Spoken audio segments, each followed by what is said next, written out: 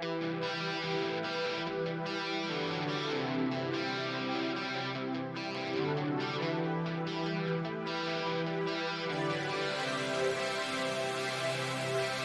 everybody, and welcome to the 5th episode on the PTNW podcast. I'm your co-host, Arik Karim. I'm your other co-host, Jeremiah Alondra. And today we're joined by your guest for this episode, Christian Garcia. Welcome to the show, Christian. Hi, Arik. It's nice to be here. Alright, so Christian, how are you keeping yourself entertained during the pandemic? You know, it's been pretty boring, but lately what I've been doing is I've been watching a lot of movies with my family and listening to some really good music. What kind of movies, specifically? I'm more of a comedy guy myself. After comedy, maybe more action. Like I recently just saw Born Unlimited. It was a pretty action-packed movie. A lot of fighting, but it was a all-around very good movie. If you don't mind me asking, without spoilers, what was it about, really? Born is his last name. And the movie, he doesn't exactly understand who he is. There was an incident, and he has a bunch of different personalities, like maybe one from France, one one from Italy, one from America, and so on and so forth. And he's running from all these different governments trying to catch him and maybe kill him or keep him prisoner. So yeah. That's interesting. Yeah. What's your favorite movie? Favorite movie? It's probably Shrek because it's really funny and it brings the inner child out of me. Yeah, it's really entertaining for sure. Yeah. What's the most intriguing thing? What's the most interesting thing about how movies are executed to you? It's interesting how they can take like maybe 2 or 3 people, create a script in a week, and then get these amazing actors to show so much in-depth feeling into what they're portraying to the camera, and seeing it all come together is just so beautiful. So is it like the videography, the soundtracks, maybe like the actors? The videography is definitely like the way they edit the videos and add different effects. Like they could be in like in somewhere that's like in a dark alley, and they can make the scene so fulfilling that you feel like you're in there, and it's just amazing to me. Absolutely. Movies are all about that immersive experience. Exactly. That's certainly what people feel when they watch movies, especially in like movie theaters, or even if watching at home through Netflix. Yeah, and that's what I've kind of missed about the movie theaters. I miss getting the popcorn, sitting in the movies, and then getting the high definition audio, and then the giant screen. You basically like kind of feel like you're really there as to where you're sitting on your sofa watching your TV. That's something I've missed over the quarantine. Actually, I remember in, I believe, our second episode, Umair, he said something about drive-in movie theaters. Oh, Right. Do you plan on attending one? possibly.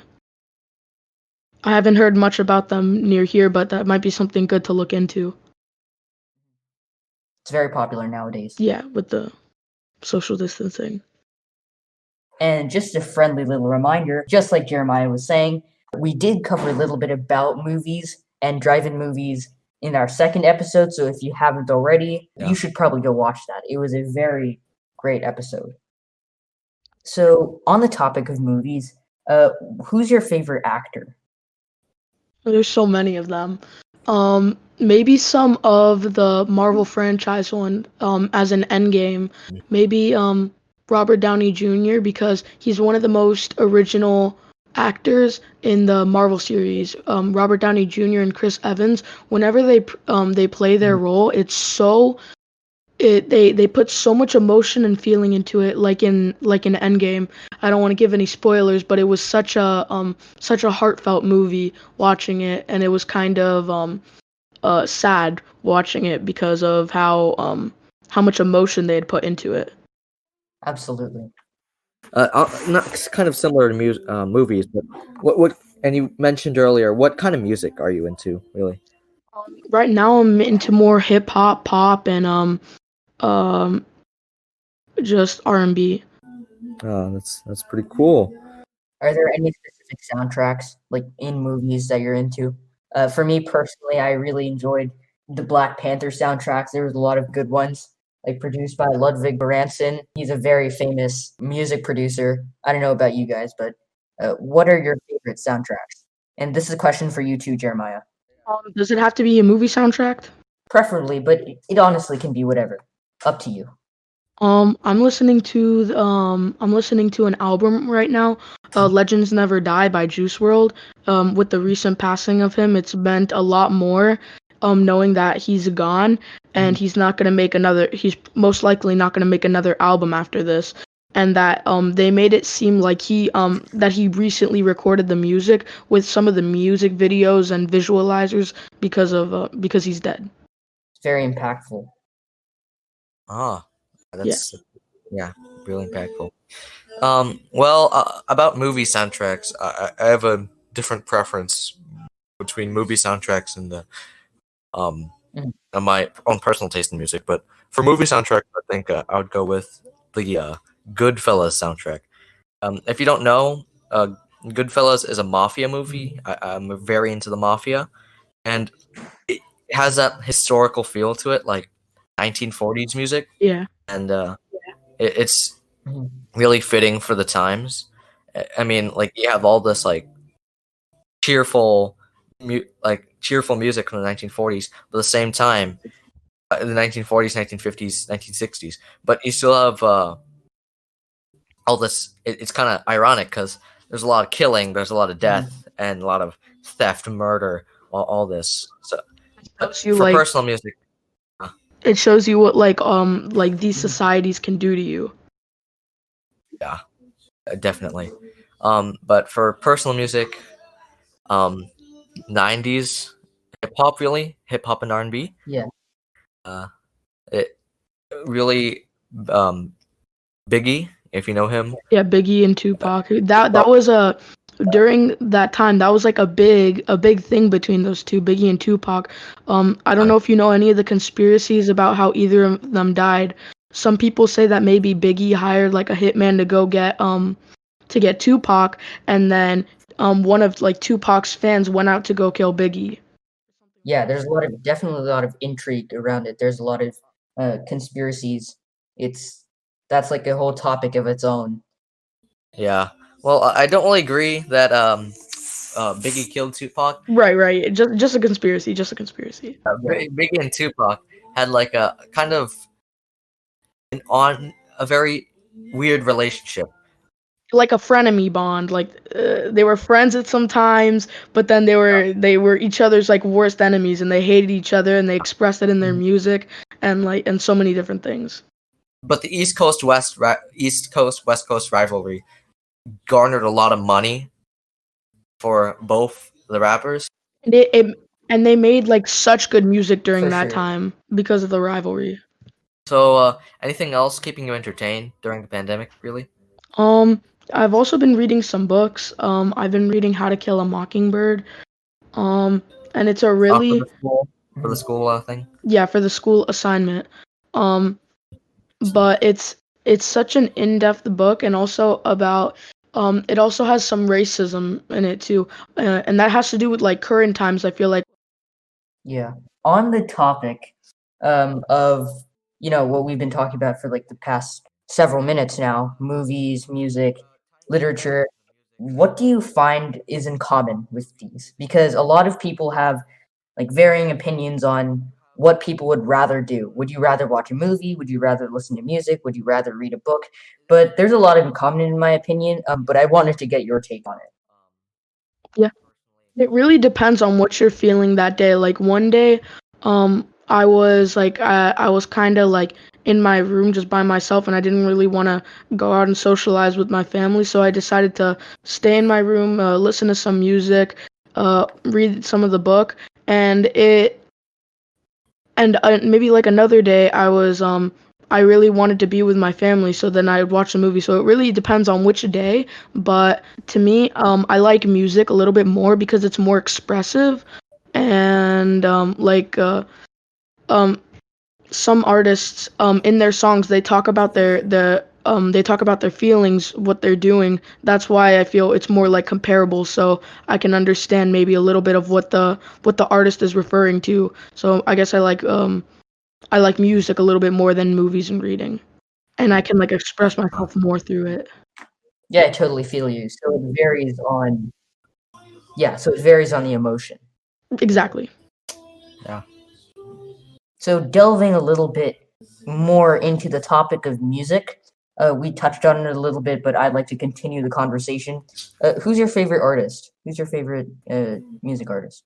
Well, alive right now, I've been listening a lot to the Kid Laroi. He was Juice WRLD was one of his big idols, and he made a song recently with him. I think it was called "Go" with the Kid Laroi featuring Juice WRLD, and in the song, Juice WRLD was they had recording of him actually like singing the lyrics, and they posted it after he had died. So it was really impactful, showing that showing him singing it, like him actually being alive even though he's dead, which was really like emotion. It showed a lot of I had a lot of emotions for it, and but dead probably Juice WRLD, his music is still so in depth, and I just love it because of how relatable it is, like depression to to society and kids and a bunch of other stuff. Love maybe.